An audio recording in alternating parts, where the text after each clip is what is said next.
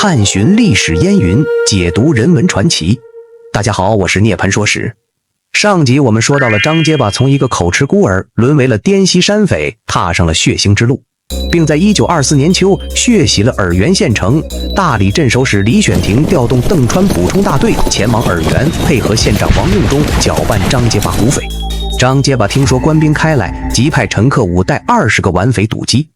李义伯带着抢来的财产回山。张结巴和其余土匪将被掳的70余勒赎之人全部就地杀死，无一幸存。王用忠的小儿子也被将睾丸割掉，身子被剁成了2截，摆在神灵寺的供堂之上。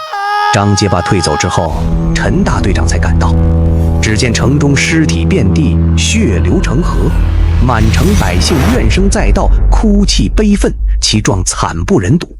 2天后，王用忠才回到县署。他见到自己儿子被害，丢官又在即，别无他计，遂决定杀几个通匪的人来泄恨，将土匪杨老幺的父亲和哥哥以及哥老会大爷王春荣抓走，于年底斩首。以后县长由一年轻文人严宝成继任。张结巴率众匪退出洱源城后，又紧接着在贺庆松贵街、贺庆城里烧杀抢掠，然后才带着从贺庆抢来的压寨夫人大乔及众匪窜入了永北山中吃喝作乐。谁知就在1925年的春节时，张结巴也遭到了一场黑吃黑，被永北山中另一股蛮匪袭击。当时张匪部正在吃赌玩乐，毫无防备，结果被这股蛮匪抢走了银元、6坨长短枪15支，烧毁粮食无数。此一劫张匪元气大伤。1925年4月初8时，他们在烧抢向绵山一带村庄时，被贺庆团防队赶入黑泥哨山中，后来又被省军围剿，射散成2股。张结巴带着一股，杨老幺李义伯带着一股，经过一段时间流窜，他们才会合于洱源罗平山北段的清水河，并在这里建立匪巢，裹挟了一批百姓，强逼为匪。张结巴这时匪焰更为嚣张，分封手下的杨老幺、陈克武、李义伯草上飞为4大金刚，扬言要抢洱源、攻大理、占昆明、独霸云南。他把匪部分为2股，一股在清水河，由陈克武、草上飞为首，另一股驻马堂，以杨老幺、李义伯为首，他自己则带着特务队不时来往于2大股匪之间。为了恢复元气，扩大匪势，他在周围村庄强抓丁壮，摊牌枪支弹药以及各种物资，闹得罗平山鸡犬不宁，人心惶惶。不久，他们听闻省里要派1旅之军到滇西剿匪，便决计在省军没来之前大肆烧杀抢掠，把洱源搜刮干净，使省军来后焦土自毙。自此洱源百姓可是遭了殃了。张结巴匪部杀人如麻，抢劫无数，手段极其残忍，令人发指。从农历5月初1开始，张匪大肆行动。杨老幺率一股土匪来到宁北区，程武冲街赶晚街之际突然出现，掳去百姓300余人，抢走物资不计其数。李义伯率另一股匪在几日之内先后抢劫24个村庄，所到之处先抢后烧，一片片火海吞没村寨，不知多少财产化为乌有，多少百姓死于非命。张结巴为抢到更多的财物，不断变换残暴手法。起初几天，他逼着老百姓将财物背到山上匪巢中，结果他嫌这样做也累赘，干脆改为抢人，把大批老百姓赶上山去，逼着其亲友以钱物去赎人。5月24日未时，张结巴和陈克武带着土匪掳掠了宁南区。在他们烧抢后退到赵天子庙东边沙坝上休息时，有一叫赵西宝的小头目要求到炼城村去扛红旗，也就是抢劫，以报当年受该村欺负他父子之仇。张结巴即应允说：快去，给老子狠狠地整。于是赵带人冲进村中，放起大火，霎时火苗乱窜，蔓延全村，有24户人家40多间房被烧成了灰烬。6月5日，张结巴与杨老幺带人抢了凤女街，捕走了50多人。那天正是赶集的日子，在慌乱之中被杀死、踩死、打死、吓死的百姓有10多人，还有8座民院、3座庙宇被焚毁。沿途各村义军抢烧，在黑江两岸的村村寨寨，张结巴手下的草上飞、段秉公、罗成义等从北向南、从南向北来回烧杀，将乔石井一带17个村子、潭溪村一带的房子财产全部烧光抢尽。在这一段时间里，由于张结巴匪股连续作恶，洱源大部分地区均遭匪乱，百姓苦不堪言。经过一段烧抢后，张结巴股匪分别扎在深山老林中的清水河、马路塘、荒甸坝、黄竹山4处，称为4大华堂，把各地掳去的几百人捆绑在其中。在他们被绑上山的途中，土匪为怕他们逃跑，则被用细麻绳穿着耳朵，10人一串的牵着。强壮的人被逼背着土匪抢来的东西，走不动跌倒的，被踩死逃跑的，当场被杀死。在山上，张结巴拟了几条命令，由陈克武代为对大小土匪宣布：众弟兄辛辛苦苦地跟战彪干了这些年，现在让大家痛痛快快玩半个月。从明天起，第一，点毛子送方，这是土匪黑话。毛子指的是被抢的人，送方只用钱物来赎人。第二，自己取财妈灯火，指女子。第三，自由裁毛子，也就是杀人。各华堂要搞出新花样，我们不留给广乌龟个人1斤2亿文钱，叫他们进得来，回不去。说完，众匪大吼：听大爷的！4大华堂的土匪开始折磨人质，勒索钱财，其残酷手法花样百出，前所未有，惨不睹闻。4华堂成了人间地狱，被捕去的人饿了冷了，向土匪祈求喝点热水。张结巴下令烧起3堆大火，把人们拴在4边的木桩上，抬来大桶大盆滚烫的肉油。在人们俯身舔吃之时，土匪趁势将人头按入桶中，将人活活烫死。张结巴还令土匪用细木棍将大块肥肉导入人们的喉咙，活活憋死。还令匪徒将猪油涂在人们衣服、脸上、手脚上，用火活活烤死。又将50多人成一串，围成一圈，在4面点起大火，活活烧成黑炭。而土匪则以此为乐，在一旁哈哈大笑。之后又将已死及半死之人投入火堆，当作取暖，烧成灰烬。在树林里，张结巴命令匪徒用尖刀将20多人的肠子从肛门中挑出，拴在掰弯的树梢上，然后一放手，人肠随着树枝的弹力被拉出，一串串挂在树上，人们惨痛而死。更有甚者，他们活活剥掉200余人的人皮，做成枪皮带和人皮枪套，还将活人的心肝眼睛挑出吃掉。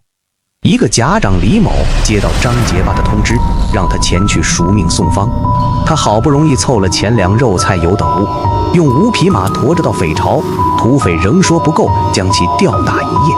次日回村时，押解他们的土匪问：你们昨晚吃的炒肝好吃吗？家长不得不说好吃。土匪告诉他说，那是你们要赎的那些人中3个人的心肝。家长听后如五雷轰顶，狗胆吐血，竟气绝而亡。一个老人前去送方赎子，因晚了半天，他的儿子就被杀掉。老人在一堆死尸中扒出儿子的尸体，以悲愤地死去。被捕到4华堂的妇女姑娘更是惨绝人寰的凌辱与摧残。在清水河边，匪徒把拼死不从的20多个妇女拉出来，当着他们亲人的面轮奸，然后又将他们按坐在尖桩和竹子上，阴道被戳穿而死。张结巴的残暴行为罄竹难书，传出之后，城里乡下无人不怕。滇西的一些达官贵人士绅更是害怕，纷纷上书云南督军唐继尧，要求派兵来剿。滇西两北不断传来告急匪警，唐继尧不得不引起重视，于1925年年底致电大理剿匪司令部，派出独立营使华部副尔员专剿张结巴。张结巴闻之，即施展狡猾伎俩，分一股土匪至沙溪，扬言要摧毁沙溪，吞吃鹤庆，企图把使营调开。他自己则率主力躲进西山伺机而动。但是张结巴诡计失算，正当他带着匪众南窜时，撞到了使营枪口上，双方展开激战。使营兵精将悍，张匪乃系乌合之众，经过半天恶战，将张匪击溃。这一仗，张结巴的土匪被打死145人，使营缴获了160支枪、200银元，张结巴手下恶名昭彰的头目杨老幺也被击毙，其首级被挂于凤翔镇上。老百姓听说后无不拍手称快，盼望张结巴也落此下场，千刀万剐，方解心头之恨。1926年5月，前大理镇守署副使罗树昌打出反对唐继尧的旗号，大肆招兵买马，收编地霸土匪武装，扩充实力，并从永北挥戈南下，进攻大理。其所部陈大光先进贺庆，又直捣邓川。罗树昌此招安张结巴，并许其攻占大理后委以旅长要职，张结巴这才点头同意，但却不下山，准备见风使舵。